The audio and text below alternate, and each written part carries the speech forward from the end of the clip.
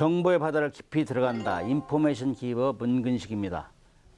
과거에도 돈을 받고 싸우는 용병은 있었지만 최근 전쟁터에서는 민간 군사기업의 무장요원들이 활발히 활동해 전쟁의 민영화라는 말까지 등장하는데요. 오늘은 고대 역사 속 용병부터 우크라이나 전쟁에서 드러난 현대 용병들까지 차례로 살펴보겠습니다.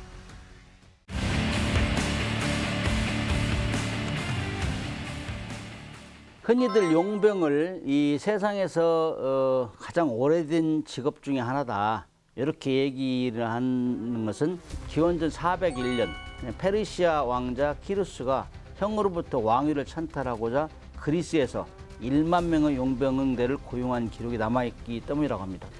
그 당시 1만 명의 용병대는 엄청난 전력인데 형으로부터 왕위를 찬탈하기 위해서 그랬다니까 우리 조선에서도 그런 문제가 많이 있었죠. 아무튼 그거를 가지고 있는 친위대가 아니고 빌려서 했다, 이런 기록이 있다는 겁니다.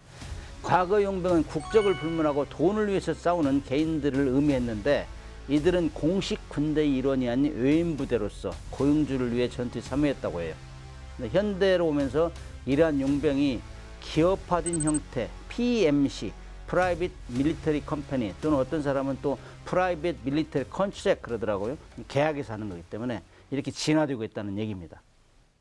최초의 현대적 PMC는 1965년 영국 특수부대 SAS 출신 데이비드 스털링 설립한 워치가드 인터내셔널을 했다고 합니다. 미소 냉전이 끝나면서 이 많은 이제 실업자가 생긴 거죠. 각국에서 대규모 군대 감축이 이루어졌는데 이들은 생계와 전문성을 살리기 위해서 민간 군사기업으로 몰려들었고 1990년대 미국의 빈넬, 영국의 G4S, 남아공의 이그젝티브 아웃컴즈 이런 이름을 달고 PMC가 등장하게 됐다고 합니다.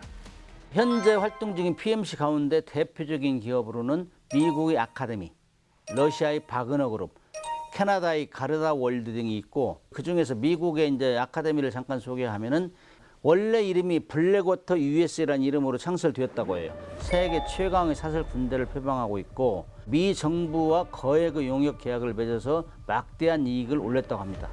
2007년에 이라크전 당시에 민간인을 학살함으로써 악명을 떨쳤어요.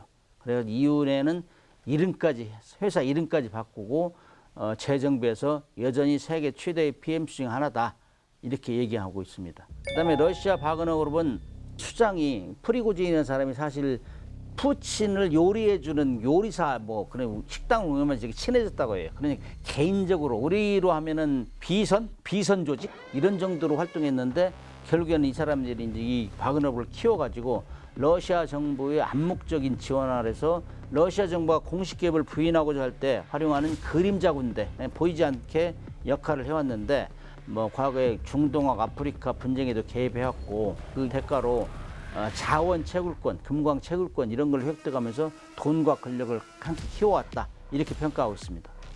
또 한편 캐나다 가르다 월드는 세계 최대 규모라고 해요. 이 최대 규모의 민간 보안 기업인데 2022년 기준으로 무려 12만 명에 달하는 직원을 거느리고 있다. 이건 상상 초월이죠. 주로 위험 지역에서 시설 경비와 경호, 그다음 물자 호송 같은 임무를 수행하는데 그 규모와 능력 면에서는 작은 국가, 중소국가의 군대에 버금갈 정도로 막강한 세력을 유지하고 있다고 합니다.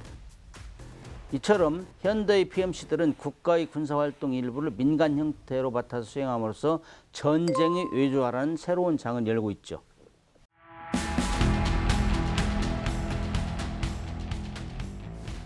PMC는 정규 군화이지만 장점도 있다. 장점을 살펴보면은 PMC는 이윤을 추구하는 기업이기 때문에 PMC는 필요에 따라서 다양한 국적 인력을 신속하게 모집할 수 없고 필요한 시기에 투입할 수 있다는 얘기죠. 그 다음에 이미 예비역들이니까 훈련을 다 했잖아요, 옛날. 그래서 예비역을 고용하기 때문에 훈련 비용과 시간이 절약된다. 은퇴 후에 연금이나 복지 부담도 없고 자체적으로 무기도 조달하기 때문에 국가 입장에서는 정규군을 증파하는 것보다 비용이 저렴하다. 또 이제 테러리스트 소탕이나 사이버 공격 방어처럼 특정한 임무에 한정된 맞춤형 군사력을 즉시 빌려 쓸 수 있는 것이죠. 사실 사이버전 같은 거 아주 전문가 해야 되거든요. 군에서 양성하는 한계가 있어요. 그래서 군사력이 열세인 국가에는 PMC가 가문의 단비 같은 정규군에 하지 못하는 걸 할 수 있는 보완적인 역할을 할 수 있다는 얘기죠. 미국 또한 해외 분쟁에 PMC를 광범위에 활용하고 있죠. 미국이 제일 많이 활용하고 있을 겁니다, 아마. 대표 주자가 다이네코프 블랙워터와 더불어서 미군이 애용해온 또 다른 PMC인데 아프가니스탄에서 대통령 호위대의 경호를 담당하고 이라크와 아프간 경찰을 교육 훈련시키는 등 다양한 분야에서 활약을 했어요. 전쟁 이후에는 현지 치안 및 안정화 작업에서 큰 역할을 했다고 합니다. 1994년도부터 2007년까지 미국이 12개 PMC에 약 3천억 달러, 어마어마한 돈이죠. 우리 돈으로 약 390조 원을 투입했고 국가 입장에서는 효율적이었다. 정부 군을 하는 것보다는 효율적이었다. 이런 평가도 나옵니다. 러시아 민간 군사기업 바그너 그룹은 우크라이나 전쟁에서 러시아군을 보조하는 수준을 넘어서 핵심 공격 부대로 활약을 했어요. 영국 국방부가 평가하기에 2023년 1월 우크라이나에 투입된 바그너 용병이 약 5만 명이었다. 그 전투 효율은 러시아 정규보다 더 싸움을 잘했다. 이렇게 평가를 했단 말이죠. 실제로 바그너 그룹이 러시아 정규군이 고전한 동부전선에서 공세를 이끌었고 2023년 5월에는 치열한 소모전을 통해서 바흐무트시를 함락하는데 큰 역할을 했다고 합니다. 남아프리카 공화국의 PMC인 이그제큐티브 아웃컴즈가 있는데 1990년대 앙골라하고 시에라리온 내전에 투입돼서 반군을 거의 전멸시키고 평화협정을 이끄는 사례가 있어요. 국가 정규기 수년 걸려서 할지 못하는 이런 것들을 PMC가 수개월 만에 달성함으로써 분쟁 종결의 결정차를 놓았다. 이렇게 평가를 하고 있습니다. 그런데 이제 PMC 단점하고 위험성도 많이 있죠. PMC는 충성의 대상이 국가가 아니다 보니까 이해관계에 따라 언제든지 등을 돌리고 배반할 수 있다. 실제 러시아 바그너 그룹이 2023년 보상 문제로 푸틴 정부를 향해서 무장 반란을 일으켰지요. 그래가지고 많은 세계 이목을 집중시켰는데 용병군이 이렇게 통제 불가능한 수준으로 커질 수 있다는 대표적인 사례라고 볼 수 있습니다. 그다음 PMC의 또 다른 위험 중에 하나가 전쟁 범죄에 대한 책임 소재가 불분명하다는 겁니다. 이라크 전쟁할 때는 이 블랙워터, 미국의 블랙워터가 민간인 학살을 했어요. 그래가지고 2007년 9월달 바그다드 니스루 광장에서 블랙워터 용병들이 무차별하게 총기를 난사했다고. 그래 민간인 사망했는데 처벌을 못했었어요. 결국에는 여론이 들끓어가지고 몇 명을 처벌했는데 결국 뭐 트럼프 정부 때 다시 사면해줬다는 얘기가 들립니다.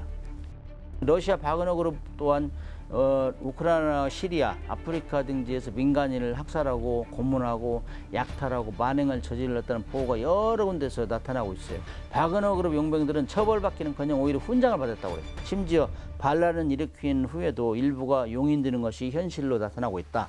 이렇게 이제 PMC 소속 요원들은 현지 법률에 관할 받지 않거나 본국의 자기 이제 소속된 본국의 군사법 적용도 애매하고 사실상 법적 공백 속에서 활동한다. 이것이 정말 심각한 문제다. 이런 것도 지적되고 있죠.